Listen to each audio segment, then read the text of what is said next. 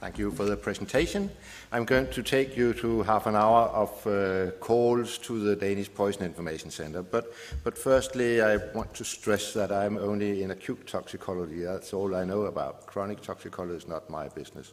So we'll stick to the acute toxicology. The Poison Information hotline is a 24/7 open thing. It covers the whole country. We have nurses in front and many physicians on call, and my job is basically to make sure that the nurses have the knowledge and the documentation that they need to give the right answer when people call us. And we are being called about some 23,000 calls each year now. We have had an increase since we opened for the public part of the business here in 2007. That's probably not because of the new Nordic kitchen, but probably more basic, an effect of increasing knowledge in the general public. But why do people call us? They call us when they've eaten something that they are uncertain about, they're scared, or they get any symptoms. And what they eat is basically everything in the whole world. Anything will be consumed sooner or later. But very often in very small amounts, fortunately. We have, unintentional intakes, mistakes, and you go out in the nature with the head under your arm and don't know what you're eating. Intentional things also, criminals, suicide. We do see criminals, not very often. We have abuse and action, all that. And then not very much in the plant business, but in America, you can have one take-home message for your when you come to your homes. Don't transfer toxic substances to unoriginal containers, unoriginal bottles. It's very practical to have a cola bottle with herbicides, but don't do it. Your grandchildren will die sooner or later. The exposures here are, these just more than 20,000 calls. They are chemicals, plants, abusing. Pharmaceuticals is almost half of our calls, and the children, the people, our customers are basically children under the age of 3. They comprise half of those who take things. They only comprise, I think, 5% of the Danish population, so they're heavily overrepresented here because they taste the world and nothing happens about that very often. The estimated risk when people call us is that most of the are sort of 1/3 comprise no risk at all. They take a single berry of something and nothing happens. 1/3 is expected to cause mild symptoms with a little sore throat or a little pain in your stomach. Nothing happens. There's no room for treatment, because any treatment that you could think of giving these people, they would comprise a bigger sort of intoxication or more symptoms than the exposure that those children have taken by themselves. And just to show that all the plants that we have in Denmark, I think we have heard about them here. I think they're in Danish, but you won't be able to read them anyway. But accessibility is a risk factor, so that anything we have out there will be eaten. So just an example from an ordinary day in the spring. You can see the plants here that they called about. One pine cone. Strange thing to eat, isn't it? But 4 narcissus, or daffodils, and a goutweed. One call about goutweed, and I will take you through a couple of these.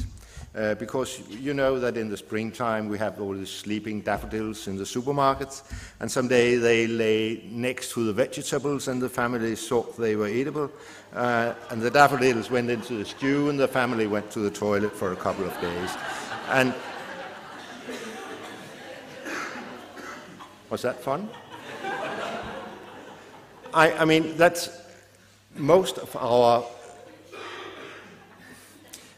calls on plants are basically, that is basically the concept, that people take something that they shouldn't have taken, and very often nothing happened. If something happens, they go to the toilet, and they stay there for a couple of days or a couple of hours, and that's just about it. So Kirsten, you said that my job is basically very easy because I don't have my risk. The causality is very easy to establish here.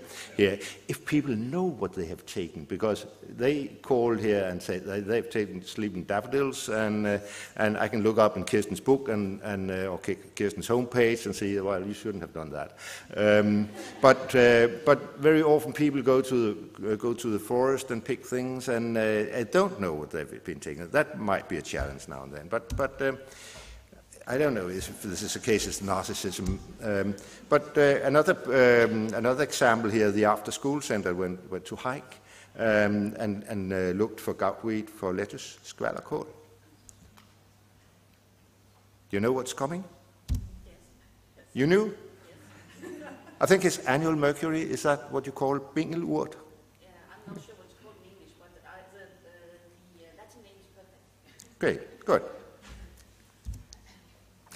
The children didn't take any of this stuff because they wanted to go to the burger bar, but the adults here, the teachers in this, they took it, they ate it. It didn't taste like they have heard that skvallerkål would be eatable, but it didn't taste very good. But no, they picked it and they took it and stayed there in the toilet for some hours. All the 8 teachers.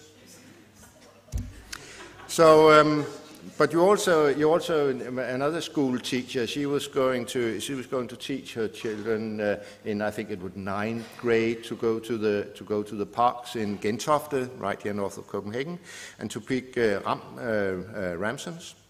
And one of the 9th grade children, boys here, he thought, well, he couldn't find any ramsons, so he found lily in the valley. But if he took the little white flowers on, they could go for ramsons. He thought, and they passed the quality check which a teacher had in the class when they came home. These boys here. So the lily at the valley passed the quality check, but not the sort of ingestion check. So mainly the headlines in these plant intoxication business is that exposure by accident is very common among children under the age of 4, and not very much happens. But the high risk is for berries, fruits, and interesting flowers. The most frequent symptom is gastrointestinal irritation, and serious accidental ingestions are very rare. But you can also see here, Laurits is a clever boy. He only took one, what was it? Laurbærkirsebær? No, I don't remember the name, but you can see by his expression in the face that he didn't. It was no good project to take the thing. But most berries that we grow in gardens in Denmark are not very harmful. Many they are irritants, and for normal children, the bad taste will minimize the intake. But we have some high-risk situations, and when children do cooking for play cooking, I know when the grown-ups cook for eating. The Nordic kitchen is one thing. Taking children to the forest to pick things and bring them home and eat them, also in a teaching situation, is a high-risk situation where the ingested amount is much higher than what children do. And children playing in the garden and making tea from digitalis. Sometimes the tea goes to the nappy. Sometimes the tea goes to the little sister. And the later situation here is not good because that might give her digitalis enough for heart troubles. People on hikes, youngsters on hikes, are a high-risk situation also. This year, we have a tremendous mushroom season, and the youngsters on hike, they took Amanita virosa, but also other plants have been ingested in these hike situations. Not here in 2014. And then believers, those who believe that they know what they are taking, but didn't know any.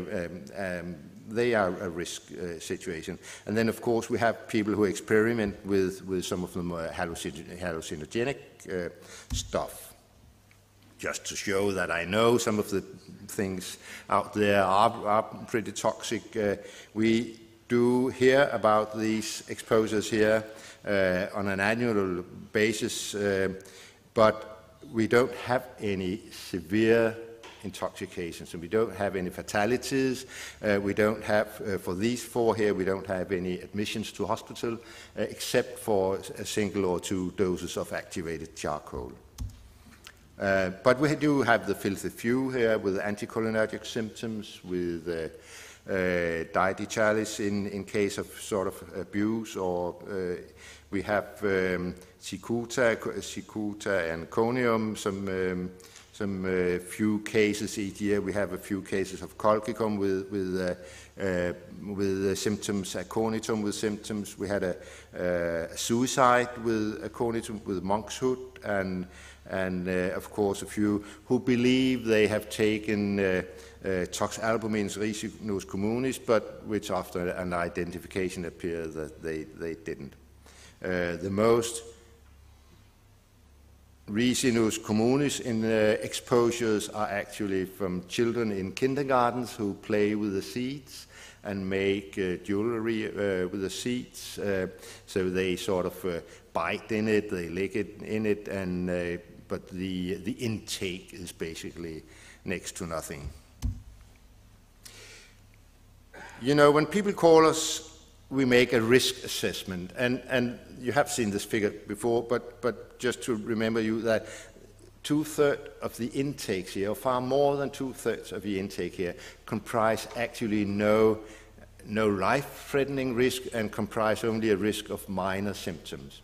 And any treatment that we could come off, gastrointestinal lavage, gastrointestinal decontamination by activated charcoal or by ipecacuanha, does comprise a risk. The risk of fatal complications to activated charcoal is somewhere about 1 in 50,000 or 1 in 100,000. And that's not very much, but if you kill one of your patients, 1 out of 100,000 of your patients, you need to make sure that the intoxication that you're going to treat was more dangerous than the treatment that you give. That's why we need to make risk assessment. And so some years ago, before we had this, when we still used ipecacuanha for gastrointestinal decontamination, we made this study that compared the age of the caller, the child or grown-up, with the risk that we thought they were sort of calculated that the exposure comprised, and the treatment that the doctor who called us was about to give. We asked him, if there was no poison information, what would you do to that child? And if you look at the blue lines here, the more severe a risk, the more severe symptoms we expected, the higher was the sort of the likelihood of getting a gastrointestinal decontamination. That does make sense, doesn't it? Right, someone are nodding. The more dangerous things you have taken, the higher is the chance of getting a proper treatment for people above the age of 15. But for children, who comprise a very large group of our customers, the risk of getting a gastrointestinal decontamination was more or less inversely related to the significance of the symptoms that you were going to have. And that means that if there was absolutely no risk of in the thing you have taken, it was pretty likely that you would get a treatment. that was far more worse than the symptoms you had sort of exposed yourselves to. And after that study, we decided that we were going to use activated charcoal instead of ipecacuanha, and that we would sort of make a proper risk assessment so we could sort of reserve or we could use the treatment for those who really were in the danger of getting really sick. Good. The risk assessment, I mean, we have heard about risk assessment here. Our ends up in immediate death. So we use a different scale, but the way of doing it or the grading here is more or less the same that we have in the upper end. No risk, nothing to do about it. Don't do anything. I mean, go home, take an ice cream on your way home, or go out and play and do whatever you want. The minor symptoms, 90% of our calls ends up in no risk or minor symptom. If you take all the chemicals also, nothing is going to happen. Stay home, stay out of the hospitals. Don't use resources in the hospitals on these patients. And then, of course, we have some who are going to have symptoms or even risk of lethal intoxications, and we are going to spend the resources, the healthcare system's resources, on these two lower groups there. If we are not able to make a risk assessment at the first call, then we have to find some more information, because we need to make a risk assessment. We need to tell the people who call us what they are going to do, and that includes a risk assessment. And then just a few examples also here where actually brought us out of the chair when this great baking competition. They told people to use fresh apricot seed for tarts. You can buy apricot seed in 1 kilo bags. If you buy the 7 here, and if you use the 7 here, they don't comprise a risk after they've been into the oven. But the bag with 1 kilo apricot seeds in the kitchen would comprise a risk for Laurits, the little boy here, if he thinks it's almond and eats a couple of handfuls of, because they contain amygdalin, and they will create cyanide when they come into the acid in the stomach. So we sent out a warning about this, and then we had and also that's an epidemic from Finland last year.